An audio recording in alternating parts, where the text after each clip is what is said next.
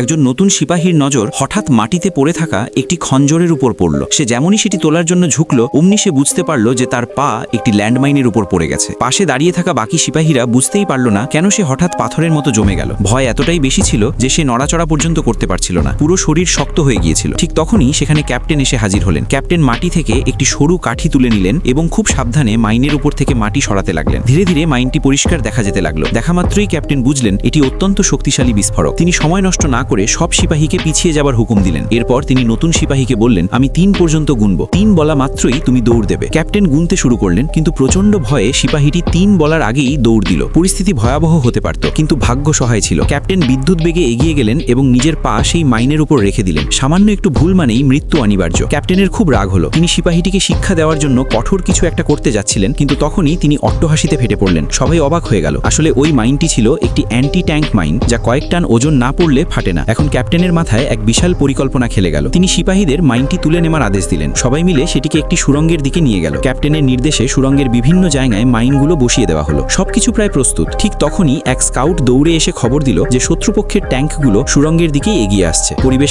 আরো টানটান হয়ে উঠল। ক্যাপ্টেন জানতেন সময় খুব কম। তিনি সবাইকে পিছিয়ে যাওয়ার আদেশ দিলেন, কিন্তু তার শেষ একটি কাজ বাকি ছিল। এবার সেই নতুন সিপাহী তাকে একা ছেড়ে যেতে অস্বীকার করলো। কোনো মতে ক্যাপ্টেন দ্রুত কাজ শেষ করলেন। তিনি যখন সুড়ঙ্গ থেকে বের হতে যাবেন, তখনই দেয়ালে একটি আলগা তার দেখতে পেলেন। ক্যাপ্টেন আবার ভেতরে গিয়ে সেটি ঠিক করতে লাগলেন। ঠিক সেই মুহূর্তে পরিস্থিতি বদলে গেল। শত্রু সেনারা সুড়ঙ্গ থেকে বেরিয়ে এলো এবং ক্যাপ্টেনের ওপর বন্দুক তাক করলো। তবুও ক্যাপ্টেন একদম শান্ত রইলেন। তিনি দাবি করলেন যে তিনি তাদেরই ফৌজের একজন অফিসার, যিনি রাস্তা হারিয়ে ফেলেছেন। তিনি আসলে মৃত এক শত্রু সেনার ইউনিফর্ম পরেছিলেন, তাই তারা তাকে সন্দেহ করল না। তিনি বললেন, আমি তোমাদের পথ দেখিয়ে দিচ্ছি। না ভেবেই তারা ক্যাপ্টেনের পেছনে চলতে শুরু করলো। দূর থেকে আমাদের সিপাহীরা এই দৃশ্য দেখছিল। সবার শ্বাস আটকে গিয়েছিল। ক্যাপ্টেন ইশারায় বিস্ফোরণ ঘটানোর সংকেত দিলেও নতুন সিপাহীটি ইতস্তত করছিল। তার ভয় ছিল পাছে ক্যাপ্টেনও মারা যান। ঠিক সেই সময় শত্রুর ট্যাঙ্কগুলো সুড়ঙ্গের শেষ প্রান্তে পৌঁছে গেল। এখন আর এক মুহূর্তও সময় বাকি নেই। হঠাৎ ক্যাপ্টেন নিজের পিস্তল বের করে শত্রুদের উপর গুলি চালাতে শুরু করলেন। এক ভয়াবহ যুদ্ধ শুরু হলো। ক্যাপ্টেন আহত হয়ে মাটিতে লুটিয়ে পড়লেন এবং ঠিক তখনই তার সাথীরা বিস্ফোরণটি ঘটিয়ে দিল।